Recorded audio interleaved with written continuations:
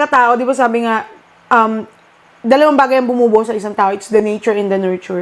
Nature, yung mga tao sa paligid mo, pero iba kung paano ka pinalaki sa loob. Pag nasa loob pa lang ng bahay, feeling mo, hindi naman ako favorite eh. Ayaw ko. Nagkakaroon yung iba, inferiority complex. Yung iba, feeling niya, kalaban niya lahat.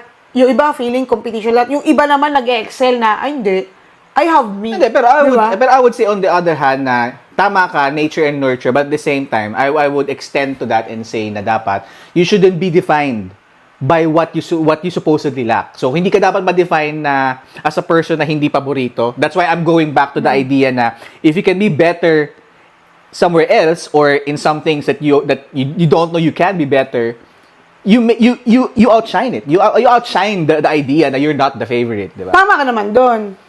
Kasi yun yung tama. Oo. Yun yung dapat mong gawin. Pero minsan, may mga pakiramdam na hindi napapaliwanag ng isip.